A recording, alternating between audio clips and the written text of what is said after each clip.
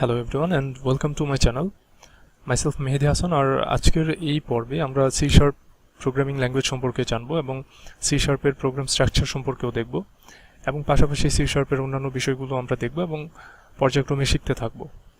So ফার্স্টে আমরা যেটা করব, আমরা ভিজুয়াল স্টুডিওটা ওপেন করে নিব আমরা C# কোডটি লেখার জন্য বা প্রোগ্রামিং করার জন্য। তারপর আমরা ফাইলে গিয়ে একটি নিউ প্রজেক্ট সিলেক্ট করব। এখান থেকে আমরা C# সিলেক্ট করব এবং একটি কনসোল অ্যাপ লিখব। সো এইটা হচ্ছে একটা .NET ফ্রেমওয়ার্কের আন্ডারে বা আমরা .NET ফ্রেমওয়ার্ক ব্যবহার করে এই কনসোল অ্যাপ্লিকেশনটা লিখছি। সেক্ষেত্রে .NET ফ্রেমওয়ার্ক ব্যবহার করে আরও অনেক অ্যাপ্লিকেশন বানানো যায় অন্যান্য ল্যাঙ্গুয়েজও ব্যবহার করে। সেক্ষেত্রে আমরা এখান থেকে ভিজুয়াল C# সিলেক্ট করে একটা কনসোল অ্যাপ লিখব। সো এখানে আমরা নেম দিব, নেমটা হচ্ছে আমরা ইন্ট্রোডাকশন যেহেতু করছি C#-এ, সো আমরা এখানে ইন্ট্রোডাকশন টু C# লিখতে পারি। তারপর এখানে প্রোগ্রাম লোকেশন দেওয়া আছে, আমরা ইচ্ছা করলে ব্রাউজ করে আমাদের লোকেশন চেঞ্জ করে নিতে পারি। এরপর আমরা যেটা করব যে আমরা এখানে ক্লিক করে ওকে করে দেব, তাহলে আমাদের প্রোগ্রামটি ক্রিয়েট হয়ে যাবে। সো এখানে আমরা দেখতে পাচ্ছি অনেক কিছু লেখা আছে। সো আমি এই প্রোগ্রামটি খুবই বেসিক লেভেল থেকে যারা আসছে বা যারা খুব বেসিক থেকে শুরু করতে চাচ্ছে তাদের জন্য আমি সহজ করে দিব বা সেই অনুসারে আগাবো। এই জন্য আমরা ছোট্ট একটা প্রোগ্রাম লিখতে বা ছোট্ট কিছু একটা প্রিন্ট করতে যা যা লাগে শুধু সেই জিনিসগুলোই রাখবো বা সেই অ্যাট্রিবিউটগুলো এখানে রাখবো। সো আমাদের যেই জিনিসগুলোর আপাতত দরকার নেই সেগুলো আমরা রিমুভ করে দিচ্ছি। তারপর আমাদের এখানে যে এলিমেন্টস আছে বা কমান্ড লাইন আছে সেগুলোরও দরকার নেই। এখানের যে নেম স্পেসটা আছে সেটারও আমাদের দরকার নেই। সো আমি এগুলো রিমুভ করে দিলাম। আমি খুব বেসিক লেভেলের একটা প্রোগ্রাম লিখছি, এই জন্য আমরা যেটুকু রাখলে শুধু আমাদের প্রোগ্রামটি রান করবে ঠিক সেটুকুই রাখছি। সো এখন প্রোগ্রামটি খুব সিম্পল মনে হচ্ছে। এখন আমরা যেটা করব, আমরা এই প্রোগ্রামের মাধ্যমে একটি মেসেজ প্রিন্ট করব, অর্থাৎ আমরা কনসোল স্ক্রিনে কিছু একটি লেখা শো করব বা ওয়েলকাম অথবা হ্যালো ওয়ার্ল্ড একটা প্রোগ্রাম প্রিন্ট করব।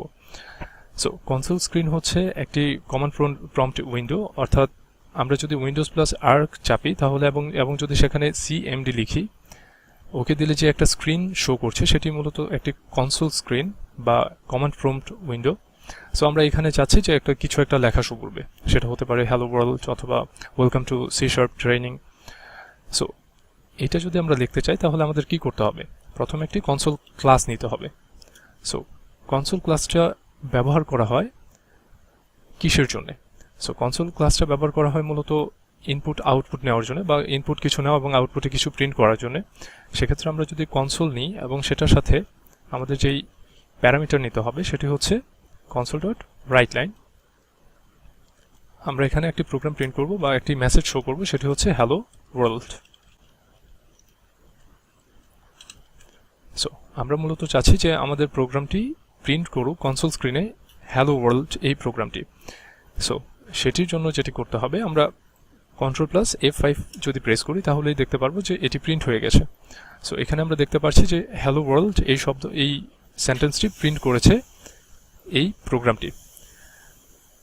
সো এখন যেটা ব্যাপার সেটা হচ্ছে যে এই প্রোগ্রামটা আসলে কিভাবে কাজ করছে বা প্রোগ্রামটি কাজ করছে বা এই প্রোগ্রামে যেই লাইনগুলো আছে, এই যে লেখাগুলো using system class program, so সেগুলোর কাজ কি বা এই যে ইউজিং সিস্টেমটা সেটা কেন আমরা ব্যবহার করলাম।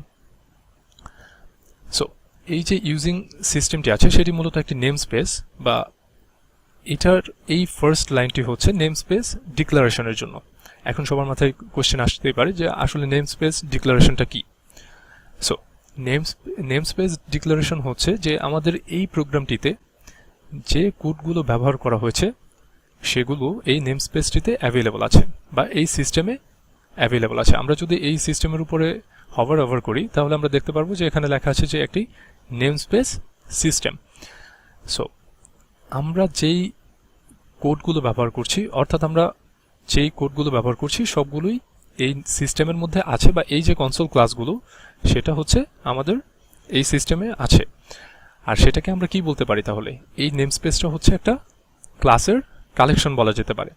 অর্থাৎ এই যে আমি একটি কনসোল ক্লাস এখানে ব্যবহার করলাম, সেটার যে কালেকশনটা আছে বা সেটা যেখানে স্টোরড আছে সেটা হচ্ছে এই ইউজিং সিস্টেম। অলরাইট, সো এই নেম স্পেসটা কি শুধু এই ক্লাসের জন্যই ব্যবহার করা হয়? না, নেম স্পেসটা শুধু ক্লাসের জন্য ব্যবহার করা হয় না। আমরা যদি নেম স্পেসের C# রেফারেন্সটা দেখি, এখানে দেখতে পারবো যে লেখা আছে যে সেট অফ রিলেটেড অবজেক্ট বা organize code elements and to create globally unique types. আবার আমরা এখানে দেখতে পারি যে নেমস্পেস দ্বারা শুধুমাত্র ক্লাসই ব্যবহার করা হয় না, এখানে আমরা দেখতে পাচ্ছি যে class, interface, struct, enough, delegates এই জিনিসগুলো নিয়ে সে কাজ করে বা সেগুলো তার কালেকশনে আছে। সো এটা হচ্ছে একটা নেমস্পেস, এটা হচ্ছে নেমস্পেস ডিক্লারেশনের নিয়ম। সেক্ষেত্রে আমরা যদি এই কোডটা না দিই বা এই লাইনটা না লিখি তাহলে কি হচ্ছে, আমরা যদি এই লাইনটা ডিলিট করে দিই তাহলেই দেখতে পারবো যে এখানে একটা এরর চলে আসছে। সো এটা কি বলছে যে the name console does not exist in the current context. So আমরা যদি এই ইউজিং ডট সিস্টেমটা বাদ দিয়ে দিই তাহলে আমাদের প্রোগ্রামে এরর চলে আসছে, কেননা আমরা এখানে নেমস্পেসটা ডিক্লেয়ার করিনি। সো এখান থেকে আমরা অল্টারনেটিভ ওয়েতেও করতে পারি, যদি আমরা এখানে সিস্টেমটা অ্যাড করে দিই, অর্থাৎ আমরা এই যে কনসোল, এই সিস্টেমের যে কালেকশন বা নেমস্পেসের যে কালেকশনটি আছে সেটা তো আমি এখানে ডিক্লেয়ার করিনি, কিন্তু আমি যদি এখানে আবার অ্যাড করে দিই তাহলেই সেটি আর এরর থাকছে না। অর্থাৎ আমাদের ইউজিং ডট সিস্টেমের কাজ হচ্ছে, অর্থাৎ ইউজিং ডট সিস্টেম হচ্ছে একটি নেমস্পেস এবং নেমস্পেস হচ্ছে ক্লাসেসের কালেকশন। সো আমরা এই ব্যাপারগুলো নিয়ে আরও বিস্তারিত আলোচনা করব। সো আপাতত আমরা জেনে নিই যে আমরা এখানে যদি ব্যবহার করতে চাই, আমরা চাইলে সরাসরি কনসোলের আগেও আমরা ক্লাস সিস্টেমটা ব্যবহার করতে পারি, অথবা আমরা সরাসরি ডিক্লেয়ার করে দিতে পারি।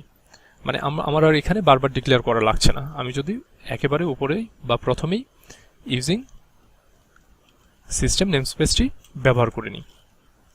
অলরাইট, সো এরপরে যেটি আসছে সেটি হচ্ছে যে ক্লাসটা কি। সো এই যে আমরা যে প্রোগ্রামটি লিখলাম বা আমরা প্রোগ্রামে যত কিছুই লিখব সব কিছুই কোনো না কোনো একটা ক্লাসের আন্ডারে থাকতে হবে বা ক্লাসের মধ্যে লিখতে হবে।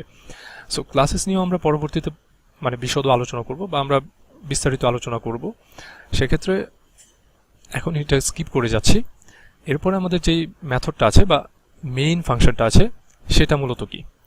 সো আমরা যদি এক কথায় বলি যে মেইন মেথডটা হচ্ছে প্রোগ্রামের এন্ট্রি পয়েন্ট, অর্থাৎ আমার এই মেইন মেথডের পরে যে ব্র্যাকেটটা শুরু হয়েছে সেটা হচ্ছে আমার স্টার্টিং পয়েন্ট এবং এই ব্র্যাকেটটা যেখানে শেষ হয়েছে সেটা হচ্ছে আমার এন্ডিং পয়েন্ট। সো আমার কম্পাইলার কিভাবে বুঝবে যে আমি মূলত আমার প্রোগ্রামটা কোত্থেকে শুরু হয়েছে। সো এই জিনিসটা বোঝার জন্য আমরা মেইন মেথডটা ব্যবহার করি, অর্থাৎ আমাদের যে কম্পাইলার আছে সে যেখান থেকে প্রোগ্রামটা শুরু করবে সেটা হচ্ছে এই মেইন মেথড। এখন আমরা যদি অন্য কোনো একটা ফাংশন নিই বা মেথড নিই তাহলে কি হচ্ছে আমরা দেখি। সো আমি এই প্রোগ্রামটি আবার কপি করে নিলাম এবং সেখানে পেস্ট করলাম। সো এরপর আমরা এখানে মেইন মেথডটির নামটি চেঞ্জ করে দিলাম, এখানে মেইন 1 দিলাম। সো এখন আমরা দেখি যে কম্পাইলার যদি প্রিন্ট করে বা আমরা যদি এই লেখাটা বা এই কোডটা উপরে লিখি তাহলে কি হচ্ছে। সো আমি যদি এখন Ctrl+F5 ক্লিক করি আমরা দেখতে পাবো যে এখানে শুধুমাত্র হ্যালো ওয়ার্ল্ড প্রিন্ট করছে। এখন যে ব্যাপারটি হচ্ছে আমি দুই জায়গায় সেম ওয়ার্ড, এই জন্য বোঝা যাচ্ছে না। সো আমি ফার্স্টে একটা কাজ করতে পারি যে এখানে হ্যালো ওয়ার্ল্ড লিখি বা শুধু হ্যালো লিখলাম এবং আমি এখানে লিখলাম যে welcome to C# training. So এখন আমরা প্রিন্ট করলে আমরা পার্থক্যটা বুঝতে পারবো। সো আমরা এটা প্রিন্ট করলাম, এখন দেখতে পাচ্ছি যে এখানে শুধুমাত্র হ্যালো কথাটা প্রিন্ট হয়েছে, অর্থাৎ আমি দেখতে পাচ্ছি যে আমার এই যে ফাংশনটা, এই যে মেথডটা, সেখানে কোনোই কম্পাইলারটা এটাকে ইগনোর করেছে বা এটাকে স্কিপ করেছে, কিন্তু শুরু করেছে মেইন ফাংশন থেকে। তার মানে আমরা যেটা বুঝতে পারলাম যে আমাদের যেভাবে ফাংশন ডিক্লেয়ার করেছি সেটা আমাকে অবশ্যই মেনে চলতে হবে, যেটা কম্পাইলার প্রথমে ধরে। অর্থাৎ কম্পাইলার প্রথমে যেটা এন্ট্রি পয়েন্টটা খুঁজবে সেটা হচ্ছে এই মেইন মেথডটার বা এই প্রোগ্রামটার। সো এই জন্য এই সমস্যাটি হয়েছে, বা এই সমস্যাটি না, এটাই হচ্ছে মূলত প্রোগ্রামের ধরন। সেক্ষেত্রে আমরা এই লেখাটা কিভাবে প্রিন্ট করব, আমরা খুবই সিম্পলভাবে যদি এই ফাংশনটা এখানে ডিক্লেয়ার করে দিই এই মেইন মেথডের মধ্যে, তাহলেই আমরা সেটা দেখতে পারবো। অর্থাৎ এটা একটা এই মেইন 1 ফাংশনটা, সেটা যদি আমরা হ্যালো নিচে এই রাইট লাইনটার নিচে আমরা ডিক্লেয়ার করে দিই তাহলে দেখি কি হচ্ছে। সো এই যে আমরা প্রোগ্রামটা ডিক্লেয়ার করে দিলাম বা ফাংশনটা ডিক্লেয়ার করলাম, এখন যদি আমরা Ctrl+F5 ক্লিক করি তাহলে আমরা দেখতে পারবো যে এখানে প্রকাশ করছে হ্যালো, তারপর welcome to C# training. So এই হচ্ছে মূলত একটা প্রোগ্রামের কাজ বা একটা বেসিক সি শার্প প্রোগ্রাম যেভাবে কাজ করে সেটি। So that's it for today. আর আমরা পরবর্তীতে আরও অনেক কিছু শিখব। So hope you guys will be with me and thanks for listening.